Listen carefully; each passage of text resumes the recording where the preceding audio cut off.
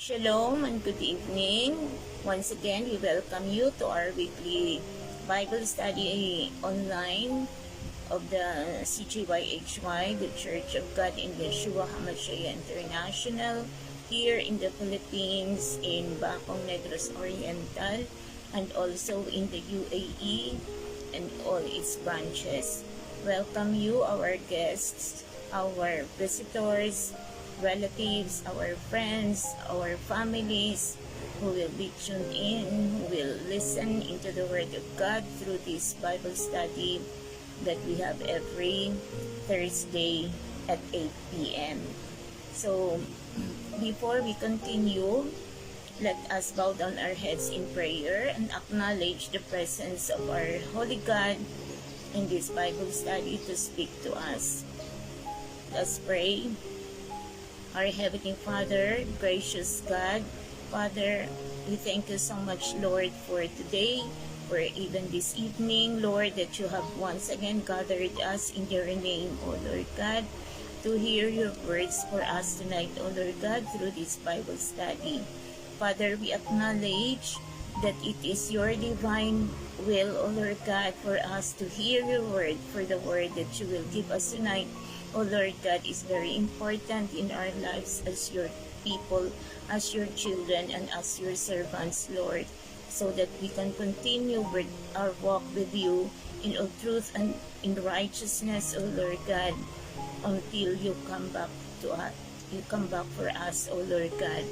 I declare and I decree, O Lord God, that the Holy Spirit, O Lord God, who will speak to us tonight, who is our teacher and our helper, O Lord God, will make every word that you will speak to us be written deeply down in our every hearts, that will guide us, Lord, so that we will not fall, O Lord God, into sin, O Lord God, but we will continue, O Lord God, to walk with you in holiness and in righteousness. In Yeshua's mighty and powerful name. And Lord, I pray, O Father God, that you will use me only as your mouthpiece.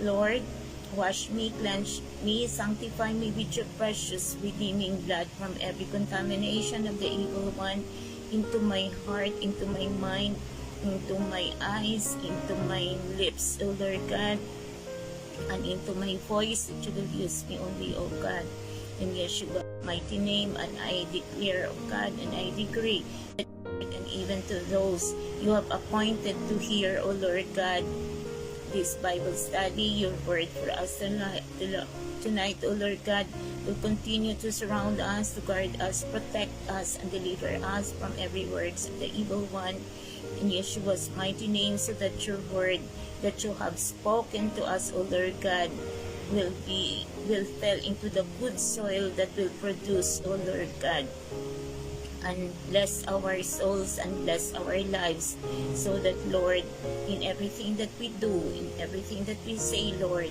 it will give glory and honor and praise to your holy name. Father God, use me only mightily, Lord, as your servant, your mouthpiece, to share your word tonight, O Lord God, and anoint my lips that only the words that you want me to speak will I speak tonight to your people, and even to me, O Lord God, your servant. Father, I acknowledge, Lord, that whenever that we speak of you, Lord, when we call unto you, you are always there who listens, O Lord God, and your presence that is with us. Pray for the anointing of the Holy Spirit. Fill us with your wisdom, with your spirit, your power, knowledge, and the deeper understanding of your word for us tonight, Lord, that it will always guide us, Lord, in every day of our lives, and to live with your word until you come back, Lord Yeshua HaMashiach. Father, I entrust this time into your hands with your blessings, O Lord God, with your blessings to us through your word, O Lord God, that will bless our souls. All this I ask and pray in the most holy, mighty, and powerful name of our living Savior, Jesus of Nazareth, Yeshua HaMashiach. Amen, amen, and amen. So So brothers and sisters, let us join in with our praise and worship team as we sing our praises, thanksgiving, and worship to our living God through songs. Good evening and shalom once again to those who have just tuned in into this Bible study streaming of the CGYHY Church of God in Yeshua HaMashiach in the main church here in the Philippines in Bacong, Dumaguete, Negros Oriental. We welcome you all, and with the presence of our Lord, hear the word of the Lord with us tonight. And as we continue now with our topic, which is very important in the life of a Christian or a child of God, children of God, believers of God, who walks and obeys in the ways of the Lord and the commands of the Lord as His people, then this is very important in our lives as we continue with our journey, with our walk with the Lord that pleases Him. So our topic for tonight is forgiveness. And our scriptural verse is taken from the book of Matthew, chapter 18, verses 21 to 35. So Holy Spirit, bless your holy word. The parable of the unforgiving servant. Verse 21, Then Peter came to him and said, Lord, how often shall my brother sin against me, and I forgive him? Up to 7 times. Verse 22, Jesus said to him, I do not say to you up to 7 times, but up to 70 times 7. Verse 23, Therefore the kingdom of heaven is like a certain king who wanted to settle accounts with his servants. And when he had begun to settle accounts, one was brought to him who owed him 10,000 talents. Verse 25, But as he was not able to pay, his master commanded that he be sold with his wife and children and all that he had, and that payment be made.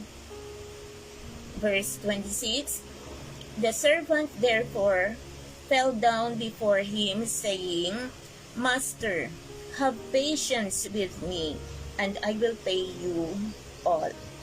Verse 27, Then the master of that servant was moved with compassion, released him, and forgave him the debt. Verse 28, But that servant went out and found one of his fellow servants who owed him 100 denarii, and he laid hands on him and took him by the throat, saying, Pay me what you owe. Verse 20, So his fellow servant fell down at his feet and begged him, saying, Have patience with me, and I will pay you all. Verse 30, And he would not, but went and threw him into prison till he should pay the debt. 31, So when his fellow servants saw what had been done, they were very grieved, and come and told their master all that had been done. Verse 32, Then his master, after he had called him, said to him, You wicked servant, I forgave you all that debt because you begged me. Verse 33, Should you not also have had compassion on your fellow servant, just as I had pity on you? And his master was angry and delivered him to the torturers until he should pay all that was due to him. Verse 35, So my heavenly Father also will do to you if each of you from his heart does not forgive his brother his trespasses. Amen to the holy word of God. So in this parable of the unforgiving servant, this tells about the forgiveness of the master and the unforgiving servant. So sin originates from the Garden of Eden, when Adam and Eve sinned against God, and this sin continues through all generations until today, as we are now in this time, until the coming back of the Lord Yeshua HaMashiach. So this sin is inherent to all, meaning all. There is no exemption. In Romans 3:23, for all have sinned and fall short of God's glory. This is the word of God. So the separation of men from God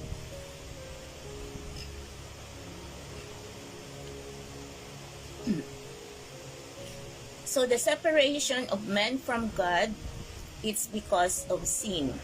And sin is the absence of God's presence in our lives. So meaning, ang pagkakasala, yun yung naging dahilan kung bakit tayo ay napawalay sa kaluwalhatian ng ating Diyos. Dahil ang Diyos ay galit sa kasalanan. Dahil ang kasalanan ay marumi. So pag sinabi natin marumi, when it comes spiritually, means that is sin that is only by the devil. Yun, yung sa kaawa yun, pag sinabi natin kasalanan. Dahil the Bible says that the devil has been sinning since the beginning. So kaya ayaw ng Panginoon ng Diyos, dahil kaaway ng Diyos ang kasalanan. In 1 John chapter 3 verses 46, Holy Spirit, bless your holy word. Everyone who makes a practice of sinning also practices unlawlessness. Sin is lawlessness. Verse 5, you know that he appeared in order to take away sins, and in him there is no sin. In verse 6, no one who abides in him keeps on sinning. So no one who keeps on sinning has either seen him or known him. Sa makatuwid, kung tayo ay patuloy na nagkakasala, we are not obeying the law of God. May mga unlawlessness. So wala tayong pagsunod, wala tayong obedience to the law. So in here, in our country lang, example, so we have the traffic law, we have the tax law sa tax. So we have a lot of law, even sa ating mga food and drug administrations, may mga law. No? Everything in our government has law. So kung tayo ay hindi mag-abide sa law, then we have violated. We are violators of the law. So there will be penalties. Amen? Even when crossing the streets, kung pag tayo ay hindi nag-cross in the pedestrian lane, in other countries, they are very strict of this, that when you do not cross in the pedestrian lane, it's your risk, then there will be fine. May penalty yan. So, ito ang mahalaga kung bakit kailangan natin to abide with the law that would make us safe. Safe tayo pag tayo ay nag-a-abide sa law. So, but what will happen when in our lives, well, speaking now spiritually, so what will happen now when we continue to sin against us? So, that means that whoever keeps on sinning has either seen him or known him. So, kung hindi natin kilala ang Diyos at hindi natin alam ang katotohanan, then that person will continue to sin. Amen? So, For a person who keep it as a habit of sinning has not known God, and there is no fear of God in him. So kung tayo ay patuloy na nagkakasala, ang ibig sabihin, wala na tayong takot ng Diyos na gumawa ng kasalanan. Kahit alam na natin na iyon ay hindi tama, pero ginagawa pa rin dahil wala na tayong takot sa Diyos, dahil hindi natin alam kung ano ang kabayaran ng kasalanan. So a transgressor of God's law is rebellious against God's authority and with deficiency in God's moral conduct. So ang tao na patuloy na nagtatransgress, na hindi sumusunod sa kautusan ng ating Diyos, is rebellious. Pareho ng ginawa ng ang angel of the Lord noon na si Luciel. He was the angel of the Lord until he rebelled against God. So, hindi na siya rebellious na siya against God's authority. And there is now a deficiency in God's moral conduct. And it includes, and all these things includes ang pagka-rebellious, ang pagsunod sa kautusan ng ating Diyos. It all includes mga wrongful actions, mga hindi tama na ginagawa, hindi tama na mga pag-iisip, na maayos na pag-iisip, at ang ating mga attitudes. Kasama yan kung bakit ang tao ay nagkakasala dahil hindi na matuwid ang kaniyang mga ginagawa at ang kaniyang pag-iisip at ang kaniyang mga attitudes, because it is now controlled by the enemy, from the forces of this evil one in this evil world. Bakit nasabi natin na ang mundo is evil? Because the prince of this world is Satan. So this world is ruled by him. This is a dark world. This is a defiled world because of sin. So, patuloy tayo. However, as a Christian believer, as a child of God who received God's salvation, we must fully understand and keep in heart that Yeshua HaMashiach, Jesus Christ of Nazareth, gave his life, his body, his blood. He died, he was crucified, and died for the penalty of our sins. But he was raised by the Holy Spirit to give us life eternal with him when he comes back for us. So, yun ang kagandahan ng ating Diyos, dahil sa kanyang labis na pagmamahal sa atin, na makikita natin yan sa John 3:16, when God said that for God so loved the world that he gave his only one and only begotten Son, the Lord Jesus Christ, that whoever believes in him will not perish but will have eternal life. So yun ang pangako ng ating Diyos para sa atin. Dahil sa kabayaran ng ating Panginoon sa ating mga kasalanan, kabayaran ng ating mga kasalanan, ang Panginoong Jesus, siya na, binigay niya na ang kanyang sarili, ang kanyang buhay, ang kanyang dugo para lang tayo linisin sa kasalanan, para tayo ay may kapatawaran sa lahat ng mga kasalanan natin, at tayo ay makipag-isa na sa ating Panginoong Jesus. Amen? So when he was raised up by the Holy Spirit, that is, we have already passed on from death to life. So wala na tayong eternal death.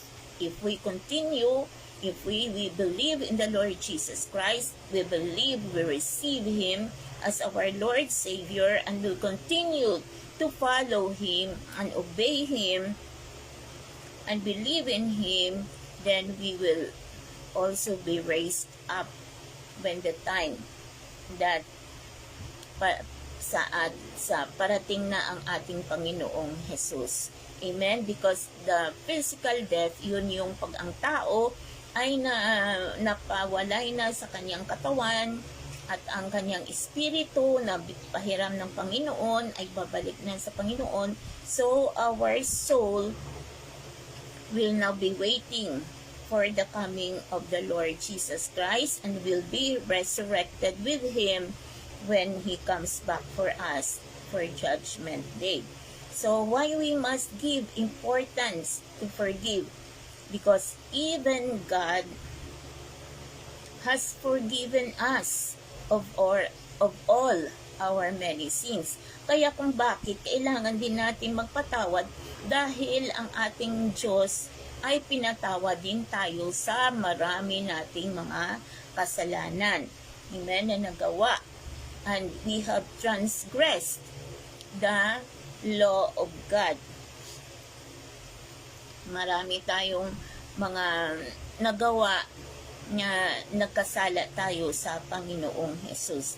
Dahil marami siyang sinabi sa atin through His Word that we have to follow as believers of God. Amen? But hindi natin yun nasunod. So now that we are now born again Christian believers, the Word of God is now open for us to hear and for us to meditate on His Word, to read His Word. So, ang Bible, hindi lang yan siya tinatago na as display. It has to be read, and it has to be understood, and it has to be believe, and also pamumuhay natin ang salita ng Diyos. Hindi yan siya tinatago, kundi pinamumuhay natin at sa ating mga buhay, makikita ang salita ng Diyos sa atin dahil sinusunod natin ang salita ng Diyos para tayo ay maging maayos ang ating mga buhay, para matuwid ang ating mga pag-iisip at tayo ay matuwid ang ating paglalakbay na kasama ang Panginoon at atin i-share din sa iba ang salita ng Diyos. Amen. Kaya tayo may mga makikita na mga hindi lang mga alagad ng Diyos, kundi children of God who has mga believers of the Lord Jesus Christ na nagsishare ng word.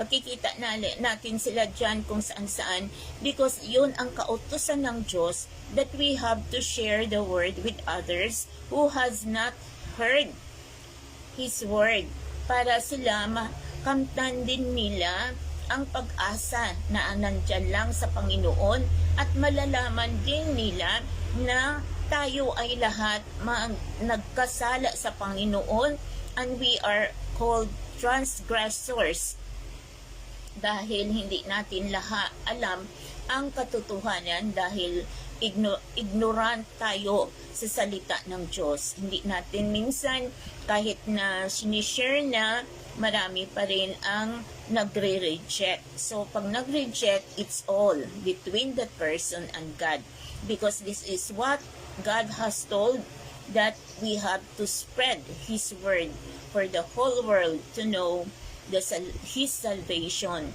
so that no one will perish but everyone will have eternal life. Kaya makikita mo ang lahat kung bakit may mga churches, kung bakit may mga makikita ka dyan sa mga daan o makasalubong mo na mga mag-share sa iyo about the Word of God because that is the command of God. Amen? Because God so loved the world. The world ang pag-ibig ng Diyos sa kanyang mga nilalang. Dahil tayo ay nilikha ng Diyos para sa Kanya. Kung sa sarili natin, tatanungin natin ang sarili natin, ano ba ang purpose ko dito sa mundo? Para lang ba mag-aral, makakuha ng kurso, magtrabaho para suportahan ang magkapamilya, suportahan ang pamilya, suportahan ang sarili, hanggang saan lang ba yun? Pero ang ating spiritual na buhay, yun talaga ang nangangailangan ng pagkain. Hindi lang kundi pagkain na physical na kinakain natin. Pag nabusog, okay na. Pero ang ating kaluluwa gutom dahil kulang sa salita ng Diyos, dahil hindi tayo makapamuhay ng maayos kung wala ang Diyos sa ating buhay. May mga kaguluhan kahit ano pa, karami ng pera ng isang tao, kung walang Panginoong Hesus sa kanyang buhay, magulo ang kanyang buhay, marami siyang takot siyang mamatay kasi iiwanan niya yung marami niyang pera. Tapos takot din siya na baka pasukin ang bahay at nakawin din kung anong meron siya. So maraming pangangamba. So sa atin din mga mahihirap, mga kapatiran or mga hindi pa nakakilala sa Panginoong Hesus, sa kanila naman ang kahirapan ay buhay na yun. Bakit? Hindi nila kilala ang Diyos. Dahil ang alam lang nila na ito ay nangyari. Yun na ang kalooban ng Diyos. Hindi ganun ang kalooban ng Diyos. Ang kalooban ng Diyos sa atin is maganda, maayos, at tahimik, peaceful, mapayapa na pamumuhay. Yun ang gusto ng Panginoon sa atin. Yun tayong nagagalak na kahit na konti na lang ang pera, at may joy pa rin, because we know that when we have nothing, God will again fill us and give us everything. So natatakot na pag nagkasakit, walang pera, but we know as Christian believers, we know that our God is a healing God. Amen? Basta tayo ay lumapit lang sa ating Panginoon at kilalanin natin siya na siya ang ating Diyos. So, balik tayo sa ating buhay nga bilang anak na Diyos na nagpapatawad. So, number 1, we have a forgiving God. Yan ang good news sa atin dahil ang Diyos natin mapagpatawad na Diyos. Kahit anuman ang mga nagawa natin na minsan sa sarili mo hindi na yata ako mapapatawad ng Diyos kasi grabe na ang mga kasalanan na nagawa ko. Nakapatay ng tao, nagnakaw, ng hold up, robbery, drug addiction, everything, prostitution, lahat to. So, minsan sinasabi na nila sa sarili nila na hindi na ako mapapatawad ng Diyos dahil marumi na ako. So, yun ang sinasabi ko kanina kung bakit ang kasalanan ay marumi. Dahil sa mata ng Diyos, marumi talaga tayo because of sin. In the Bible, it says like we are just like a filthy rag. So, kita mo yung basahan na marumi, na puno ng putik. Before we receive the Lord Jesus Christ, we are just like that. But when we receive Him into our hearts as our Lord, Savior, and Master, He washed us, cleansed us, and sanctified us with His precious redeeming blood. He forgave our every sins, even the sin that we have inherited, the sin of disobedience from Adam. Yun ay binayaran na ng Panginoong Hesus lahat sa cross ng Kalbaryo. So because of that, the life of the Lord Jesus Christ, His death, His crucifixion, and His resurrection, that calls for forgiveness. Amen? Pinatawad tayo dahil ang Diyos natin ay mapagmahal na Diyos. Hindi siya sa tumitingin kung gaano tayo karumi. Kundi ang gusto ng Panginoon, linisin tayo. Amen? Magmula ulo hanggang sa talampakan natin. Gusto ng Panginoon, linisin tayo, ang ating puso, ang ating pag-iisip, ang ating mga bibig na nagkakasala, nagsisinungaling, nagmumura, lilinisin lahat ang Panginoon yan. Yung mata natin na mahilig sa mga pornography, na mahilig sa mga bagay na hindi kalugod-lugod sa Panginoon, yan, lilinisin ng Panginoon. So, ang ating buhay, lilinisin ng Panginoon yon, dahil sabi niya in 1 John 1:9, if you confess your sins, He is faithful and just to forgive you from all your sins and to cleanse you from all unrighteousness. So yun ang sabi ng Panginoong Hesus, na pag tayo ay lumapit sa Kanya, lilinisin niya tayo. Pinatawad na tayo, lilinisin pa lahat ng mga naging karumihan sa ating buhay. Kung anong yung mga pinagagawa natin before we receive God, ay lilinisin niya lahat. Patawarin at linisin tayo sa lahat ng ating mga pagkakasala. So, bakit ang ating Diyos mapagpatawad? So, in this parable that we have read in Matthew chapter 18, we'll now look into this parable. The king wanted to settle accounts with his servants. So, ang parable na ito, ang sabi ng Panginoon, na may isang hari na gusto niyang isettle na yung mga may utang sa kanya. So, one person is brought to him. So, may isang tao na dinala sa kanya, at ang tao na ito ay may utang sa kanya ng 10,000 talents.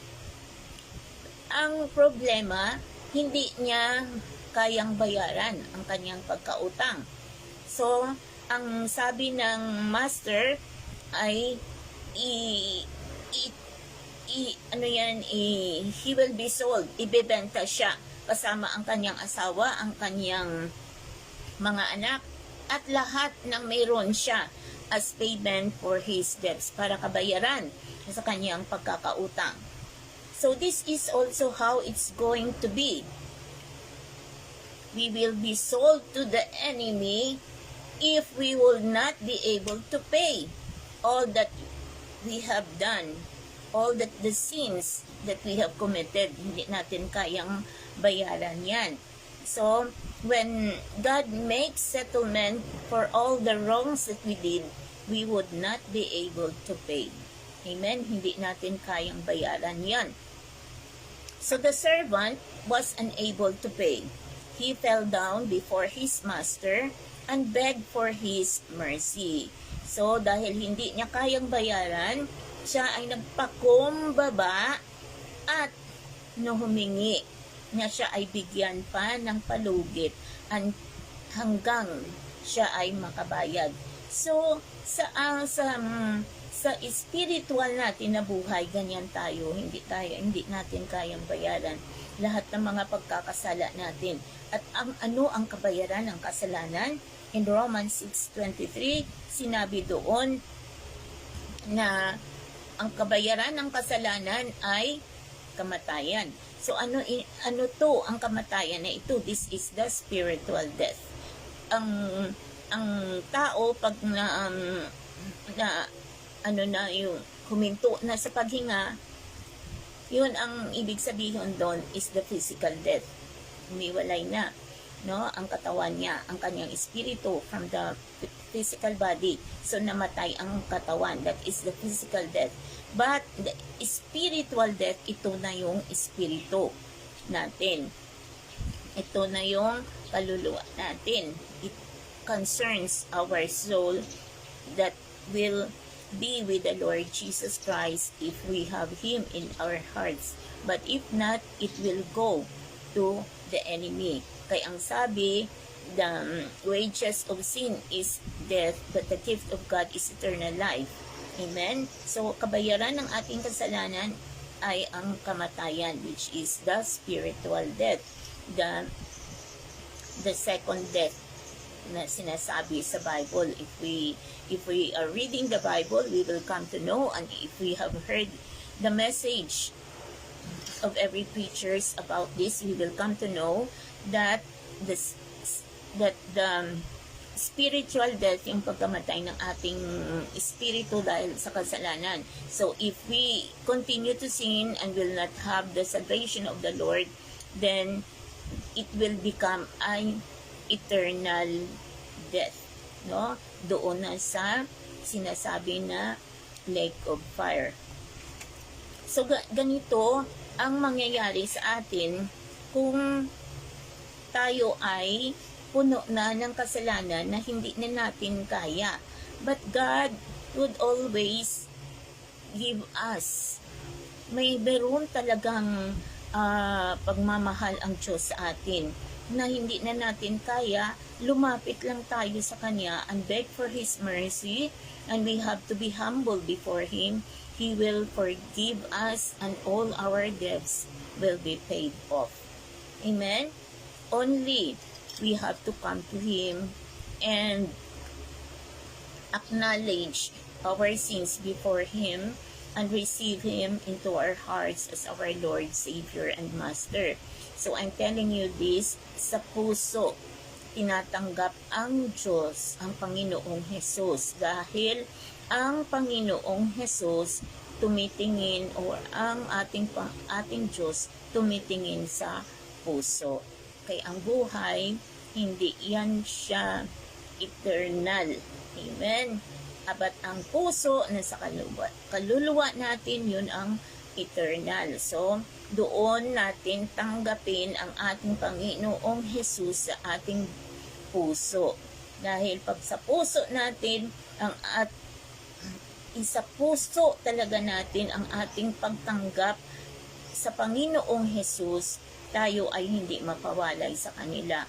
Kaya kung minsan maraming mga sabi na tinanggap nila ang Panginoong Hesus pero hindi sila nagpatuloy dahil hindi nila tinanggap ang Panginoon sa kanilang puso na may taimtim na pagtanggap, yung talagang tunay na pagtanggap sa Panginoong Hesus. Dahil kung tayo ay tumanggap sa Panginoong Hesus ng ating puso, tayo ay hindi pwedeng hindi tayo susunod sa Panginoon.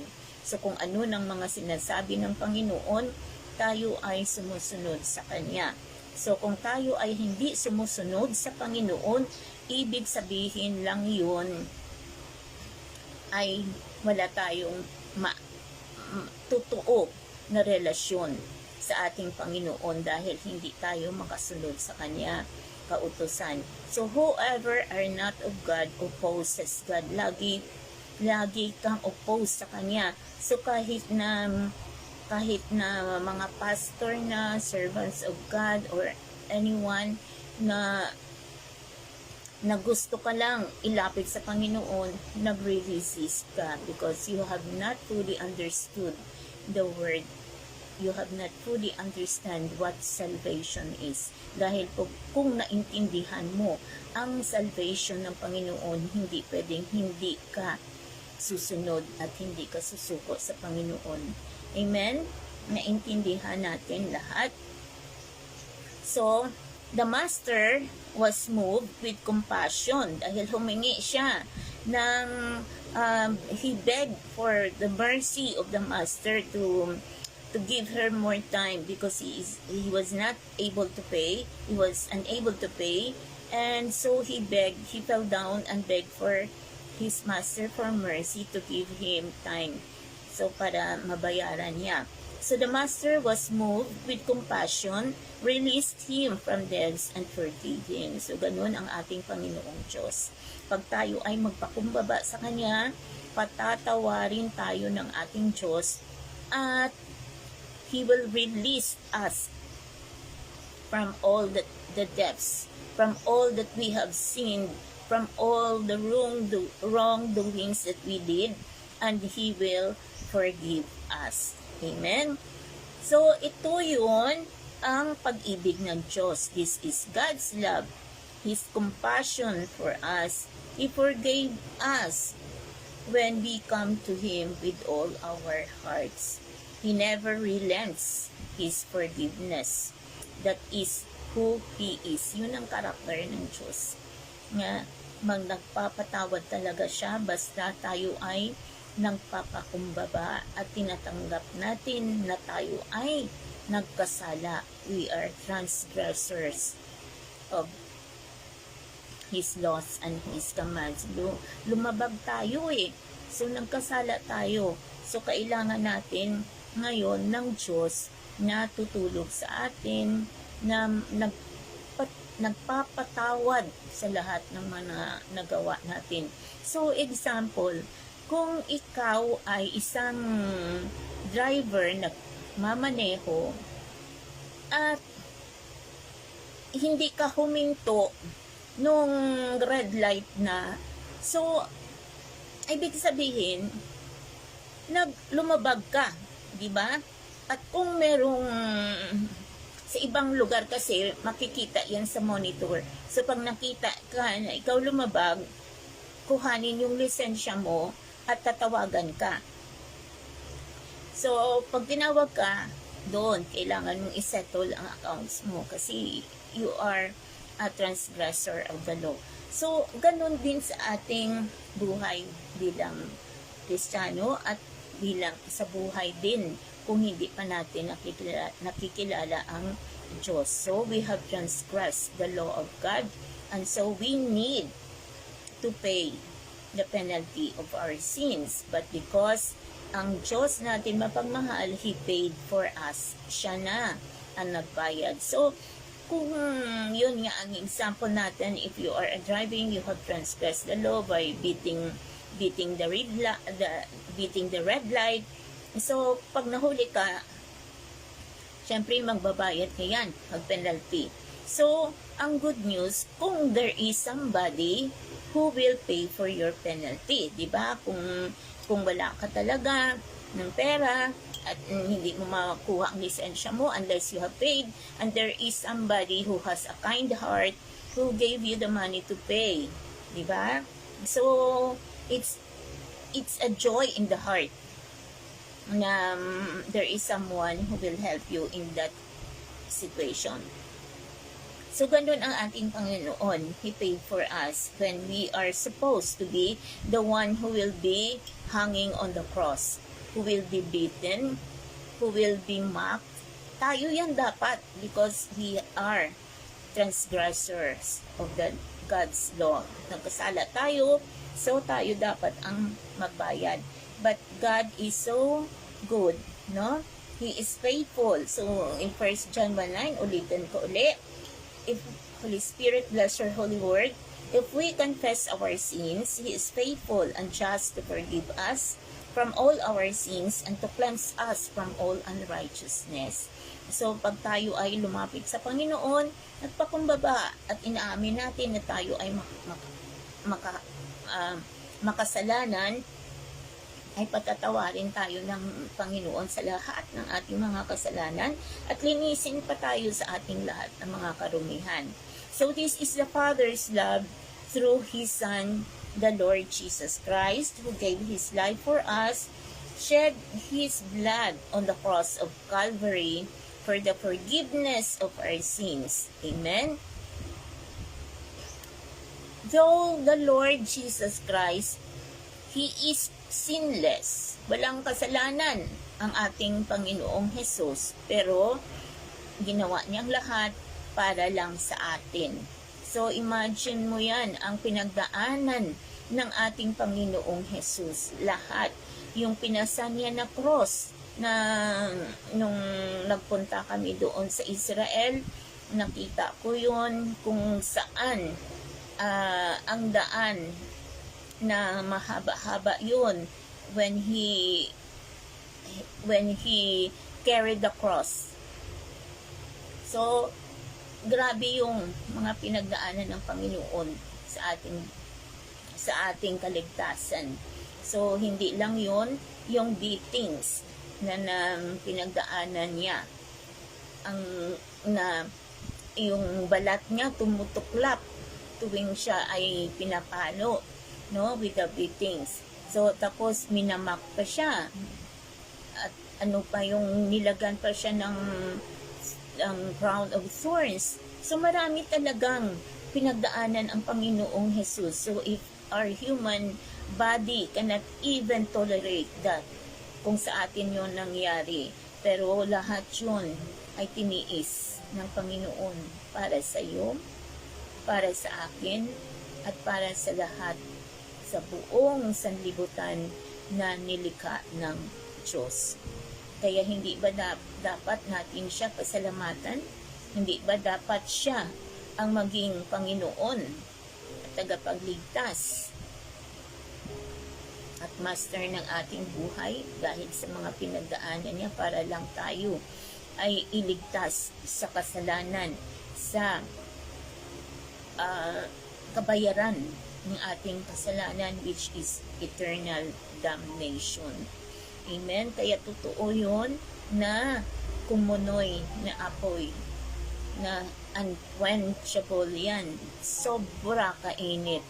Kung tayo ay dito nakakaranas na ng konting init lang, nagrereklamo pa.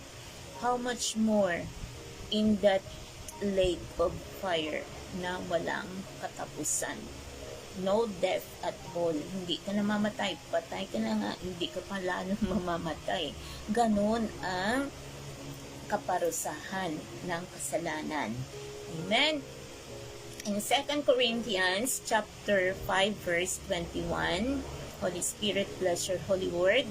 For our sake, He made Him to be sin who knew no sin, so that in Him we might become the righteousness of God. So, walang kasalanan ang ating Panginoon, pero ginawa siya parang kasalanan para lang tayo ay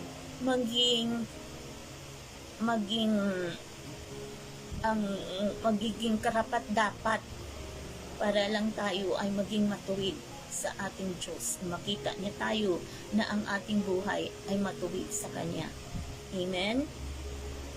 So dapat ganyan ang ating buhay, bilang kung totoo na tinanggap natin ang ating Panginoong Hesus sa ating puso, tayo ay sumusunod. Amen? Hindi tayo lumalabag sa mga kagustuhan ng Panginoon dahil iyon ang ating salvation. Dahil yun ang mag-lead sa atin into eternal life with God. Yun yung mga ginagawa, mga paghihirap ng mga pastor, paghihirap ng mga anak ng Diyos para lang magdala ng isang kaluluwa, para lang magkaroon ng buhay na walang hanggan, ng kaligtasan at buhay na walang hanggan ang isang kaluluwa na hindi kilala ang Diyos, na merong kaligtasan sa Panginoon at ano ang kaparuroonan ng kasalanan kung tayo ay patuloy sa kasalanan. Amen? Kaya yun, ang mga tao hindi nila yan naintindihan kung bakit marami ang lumalabas, pumupunta kung saan para lang ipahayag, para lang i-guide, para maging matuwid ang buhay. Amen? Hindi tayo kailangan maghirap. Kasi, ang pangako ng Diyos is maganda. Anong sabi ng Jeremiah 29:11? Sabi niya, ang plano niya sa atin ay maayos na pamumuhay. Hindi niya tayo ilalagay sa peligro. At may magandang future, a hope and a future. But we have to continue seeking the Lord. Hindi yan siya natatapos ang ating buhay bilang isang Kristiyano na pangako lang ng Panginoon ang 29:11, but may kasunod pa yan if we continue to seek God. Amen? Kaya patuloy tayo sa ating buhay bilang Kristiyano. Hindi tayo makinig sa ibang sabi-sabi lang na wala namang basis sa salita ng Diyos, kundi tingnan natin ang salita ng Diyos at tingnan din natin ang nagsasalita ng salita ng Diyos, kung ano ang buhay niya. kung ito ba ay maayos, siya ay lumalakad ayon sa salita ng Diyos. Tingnan natin, kasi kung hindi yan siya totoo. Amen? Dahil ang totoong anak ng Diyos sumusunod at ipinamumuhay ang salita ng Diyos. So, yun na ang isa ang ating na natutunan, that our God is still a forgiving God. Ang Panginoong Jesus na nagbuwis ang kanyang buhay, tumigis ang kanyang dugo para lang sa atin. Dumanak ang dugo niya para lang sa atin, sa ating kapatawaran ng kasalanan, at bigyan tayo ng kaligtasan at buhay na walang hanggan. So number 2, we will go now to number 2 is the forgiveness of man. So ang forgiveness na ito, ang pagpatawad sa ating kapwa. So man's forgiveness.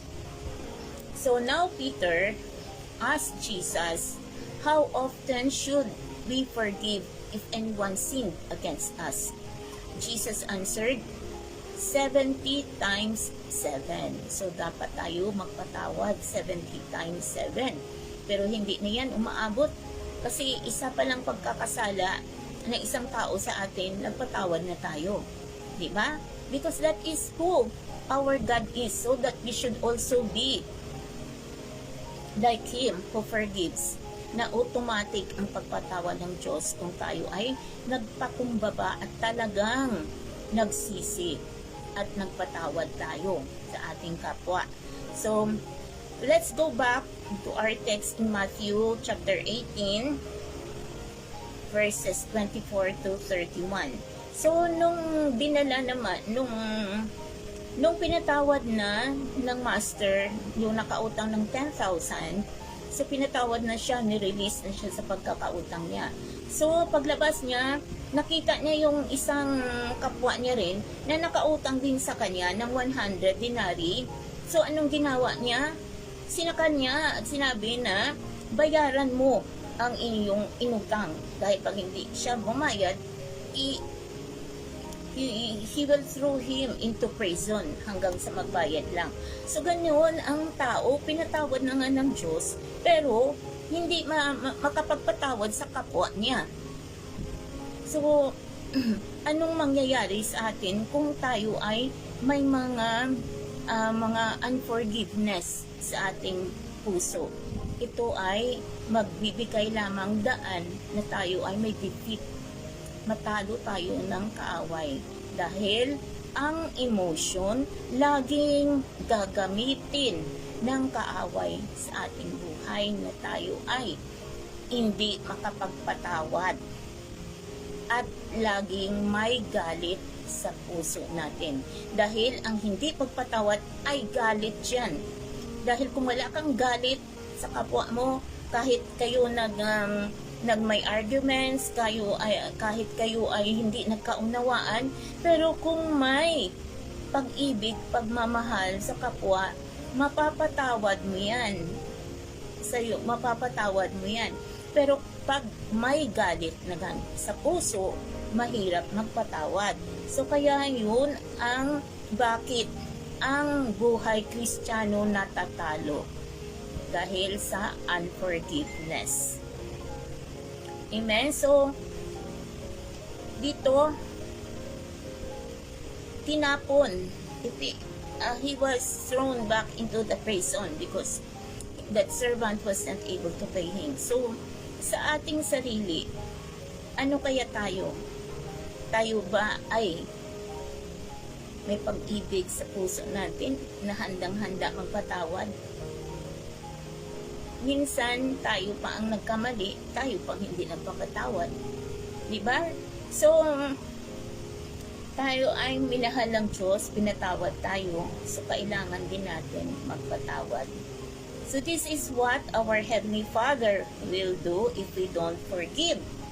So, dito sa chapter 18, verse 35, ang sabi ng Panginoong Jesus, so my Heavenly Father also will do to you if each of you from his heart does not forgive his his trespasses. So, itatapon din pareho ng ginawa, tinorture, pinatorture niya kasi hindi nang patawad sa nakautang sa kanya. So, ganun ang ating Diyos na Ama. Ang Diyos na Ama natin, ang ating Panginoong Jesus, ang Banal na Espiritu, ay talagang mapagmahal. Kaya tayo, minsan, may warning ang Holy Spirit sa atin para hindi tayo magkasala. Pero minsan, ini-ignore natin, nire-reject natin, dahil tayo ay sinusunod lamang ang ating kagustuhan, ang ating flesh ang nasusunod. So, if it is still like that, and still continues to sin, then, nandyan lang yan sa ating katawan, sa ating puso na naghahari ang hindi pagpatawad. So, kailangan natin i-release yan. Bigyan tayo ng Panginoong Jesus the grace to forgive. Kung mahirap talaga para sa atin, we pray for it and ask for God's grace to forgive, just as He has forgiven us.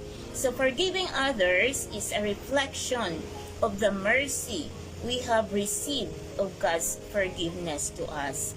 So, yung pagpatawad ay reflection kung ano ang natanggap natin na mercy ng God when He has forgiven us also of our many sins. Many talaga ang ating pagkakasala dahil isipin mo yan kung ilang taon ka at kung ilang taon ka nagsimula na magkasala. So, ganun karami ang ating mga pagkakasala sa Diyos. Amen? Marami. Hindi na mabilang yan. But, kung ang ating mga magulang nga ay pinapatawa tayo pag tayo ay nagkakasala, so bakit tayo ay hindi rin magpatawad kung may mga magulang tayong nagkamali, kung may mga asawa tayong nagkamali, kung may mga anak tayong nagkamali, so bakit hindi rin natin patawarin na tayo ay mas marami ang ating nagawang kasalanan. Amen? So Jesus said, we have to forgive 70 times 7. So that is God's forgiveness to our sins na sa karamihan ang ating nagawang kasalanan. So, ang forgiveness ng Panginoong Diyos is limitless. Walang limit. No limit, unlimited. Ang pagpatawad ng Diyos sa atin, basta ang puso natin ay nagpapakumbaba lang sa Kanya at nagsisisi. So, in Matthew chapter 6, verses 14 to 15, Holy Spirit, bless your holy word. If you forgive others their trespasses, your heavenly Father will also forgive you. Verse 15, but if you do not forgive others their trespasses, neither will your Father in heaven forgive your trespasses. So maliwanag mga kapatid ko, pag tayo ay hindi nagpatawad, hindi rin tayo patatawarin ng ating Diyos na Ama. Amen? So, kung hindi ka pinatawad ng Diyos na Ama, saan ka pupunta? Doon sa dagat-dagatang impyerno. Yun ang kapupuntahan kung tayo ay hindi magpatawad. Kasi ang Panginoon natin, binigay niya lahat para sa atin sa patawaran ng ating kasalanan. So kung hindi tayo magpatawad, ay hindi rin tayo magpapatawad ng ating Diyos na Ama.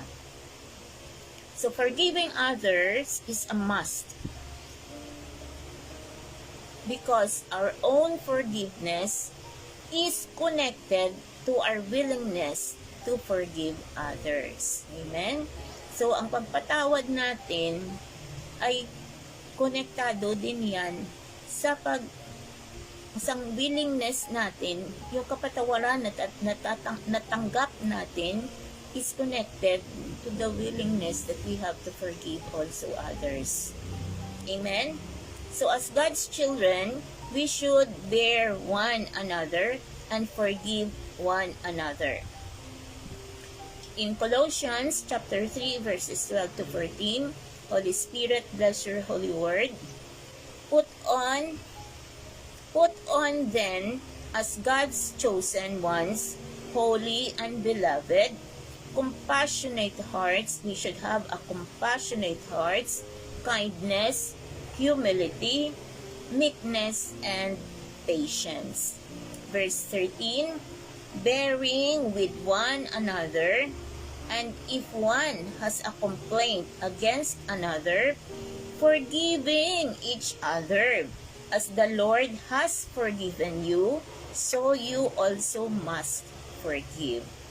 Amen. Verse 14, and above all this, put on love, which binds everything together in perfect harmony.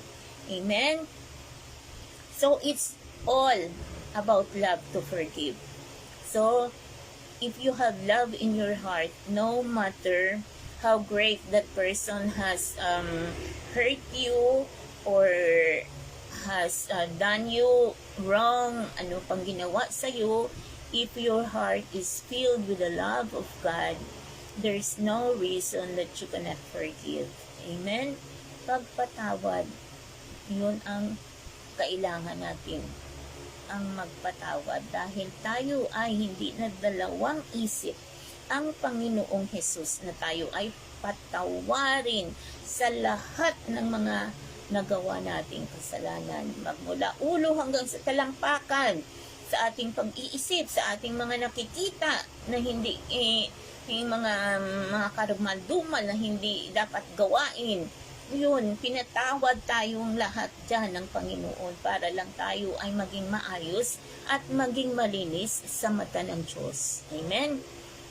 So, every time that at the end of the day, mag-isip tayo, we will reflect on the day na dumaan, kung tayo ba ay merong hindi napatawad.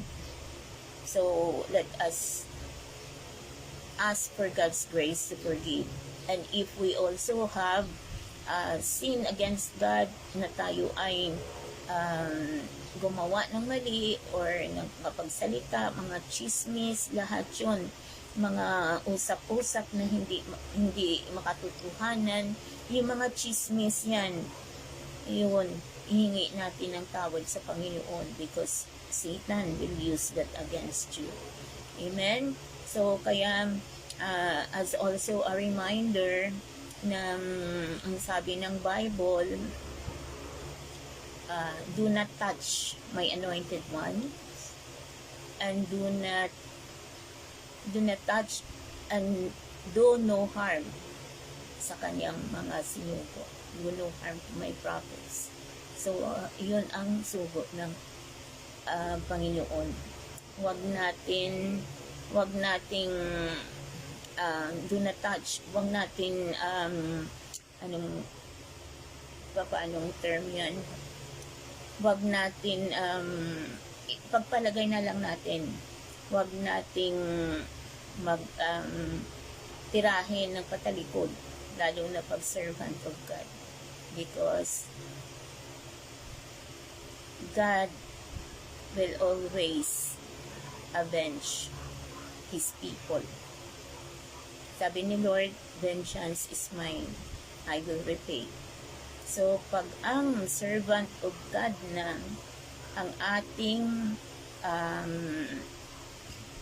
ginawa ng hindi tama, at least speak against the servant of God, we will hold accountability before God. Amen? So, yun lang ang that we have to forgive. Meron man minsan mga kamalian, but we have to realize that Satan will use against us if we have an unforgiving heart. So, hindi talaga maging matuwid kung tayo ay mga may unforgiveness sa ating mga puso. Amen? So, I would like to invite anyone who has no relationship with God yet, who has not received Him as their Lord and Savior in their lives, if you want now to receive Him and as your Lord, Savior, and Master, and to live with Him, to be with Him when the time comes, then pray this prayer with me as your prayer. I will only lead you and guide you. So, our Heavenly Father God, Lord, maraming salamat sa Panginoon sa inyong salita na inyong pinarinig sa akin, Lord, sa araw na ito. Ama, maraming salamat sa inyong dakilang pag-ibig sa amin na kahit kami ay makasalanan, marumi, pero pinatawad mo kami, Lord, when we come to you and ask for your forgiveness. So, Lord, sa buhay ko, marami akong nagawang mali, marami akong nagawang kasalanan, marami akong mga na hurt ng mga tao, mga nasaktan ko, Panginoon, at Lord, mga mali kong decision sa buhay. Lord, hinihingi ko ng patawad dahil hindi ako lumapit sa inyo sa mga decision ko sa buhay. Patawarin niyo po ako, Panginoon, at linisin niyo po ako ng inyong banal na dugo sa lahat ng aking mga karumihan. At tulungan niyo po ako, Panginoon, na yung mga kasalanan ko na nagawa ay hindi ko nababalikan pang muli at magkaroon ng panibagong buhay na kasama kayo, Panginoon, na obedient sa iyo, Panginoon, at sumusunod sa inyo through your word, O Lord God, sa inyong banal na salita. Panginoon, lamang ako mananalig at magtitiwala dahil kayo ay Diyos. Ama ng Diyos, tinatanggap ko po, ngayon sa aking puso ang Panginoong Jesus bilang aking Panginoon, tagapagligtas, at siya na ang aking master ng aking buhay magmula sa oras na ito, at patuloy niyo po akong gabayan, Panginoon, na ako'y makalakad na naaayon sa inyong kalooban, Lord, sa inyong mga alituntunin, sa inyong mga kasuguan, Panginoon, upang ako, Panginoon, when on Judgment Day, Lord, ay isama niyo po ako sa inyong Panginoon, sa inyong kaharian. Lord, lead me to go into a water baptism that completes my salvation, O Lord God.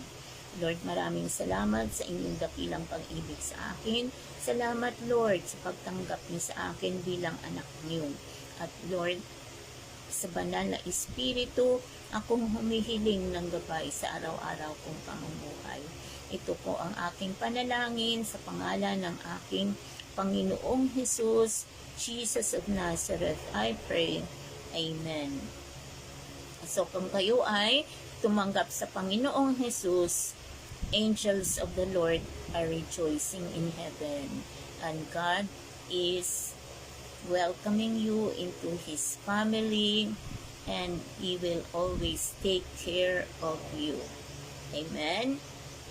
So, welcome to the family of God. So, in conclusion, we knew and we believe that unforgiveness or unable to forgive is sin, and no sin could ever enter God's heavenly dwelling place.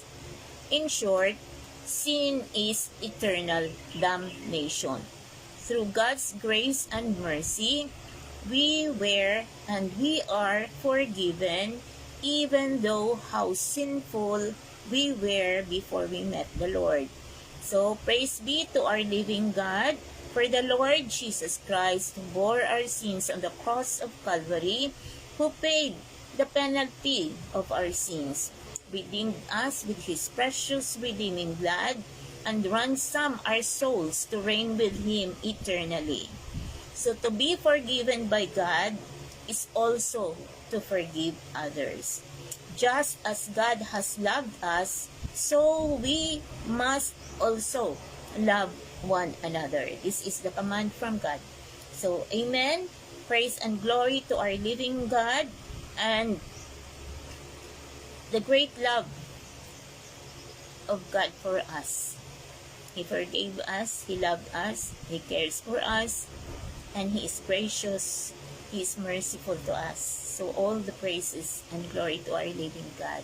So stay blessed and continue to reign with our Lord Jesus Christ in this earth, in this world that is full of sinful.